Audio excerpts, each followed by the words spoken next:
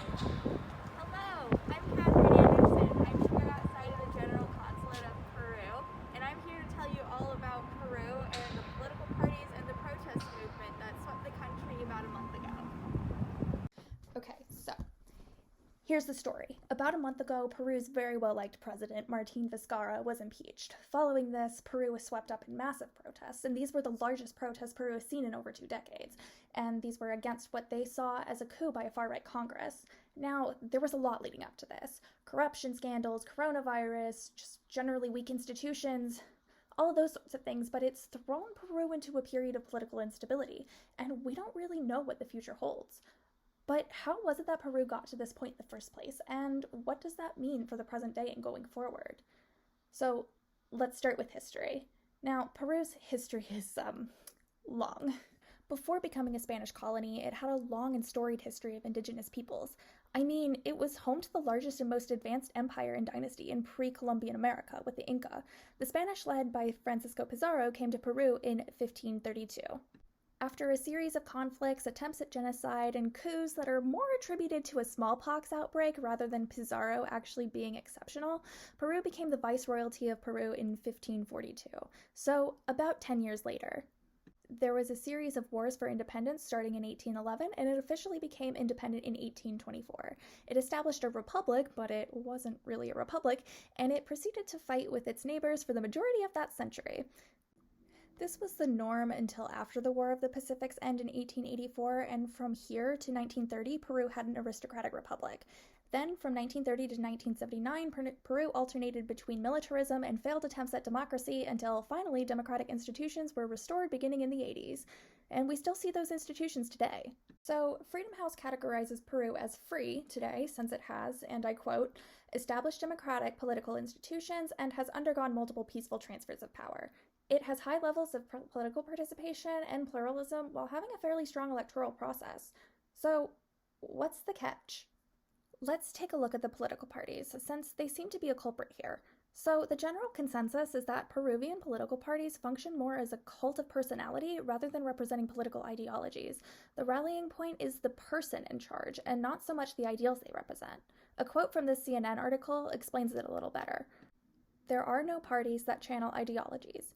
Instead, we have groups who push for their personal interests, says Hernan Chaparro, a professor of media and public opinion at the University of Lima. And it's really been like this for the past 30 years since Alberto Fujimori's election in 1990. His rise to power is kind of the marker for when the party system became more people-focused instead of policy-focused. And that's what's led to a number of problems concerning representation in government. Just look at indigenous representation in government on the national level. It's virtually non-existent. Juliet Hooker writes about indigenous inclusion and attributes it to the ability of indigenous groups to rally behind an organization that politically mobilizes around gaining rights and representation. Unlike its neighbors, like Bolivia and Ecuador, there isn't a national party for indigenous people to rally behind, because parties like we know them don't exist. You do see some initiatives on the local levels, but nationally, it's a different story. Now, that's just one example, but the general consensus of the population is pretty similar across the board. Another thing that's really concerning is corruption. I mean, this whole impeachment ordeal started with allegations of corruption. We can't not talk about it.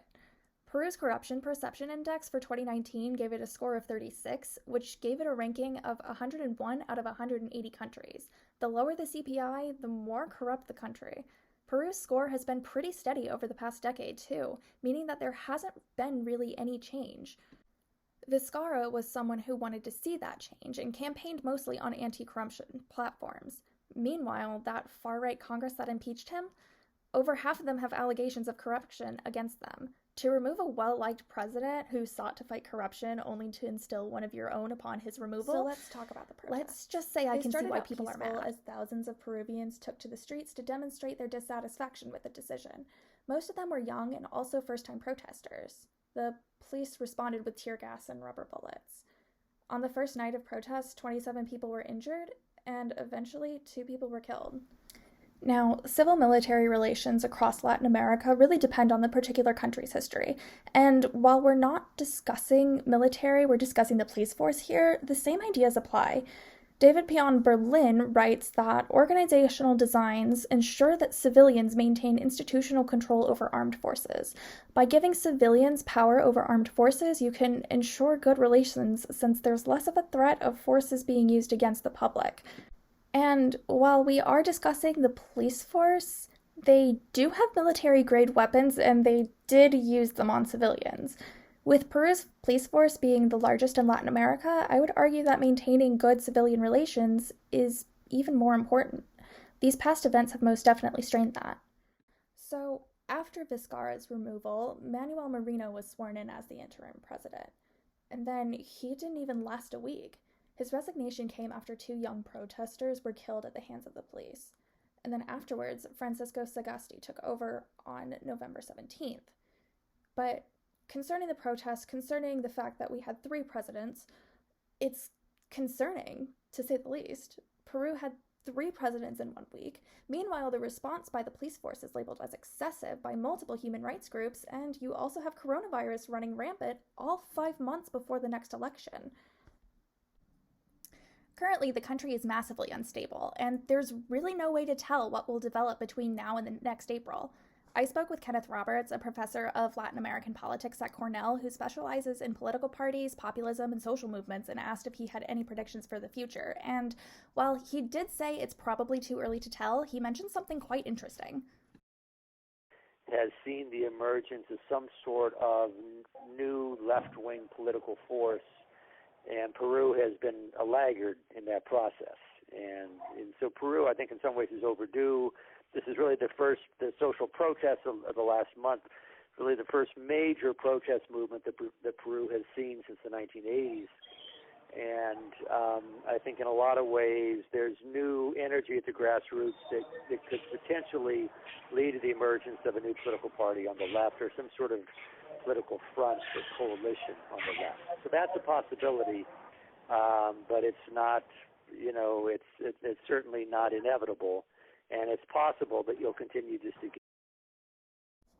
Scott Manwaring says in Party Systems in Latin America, Institutionalization, Decay, and Collapse that political parties and party leaders are the most important actors in periods of democratic transitions. If a political left-wing front were to develop in Peru following these protests, we could see a shift away from personality-led politics. But again, it's far too early to tell what will happen in the future.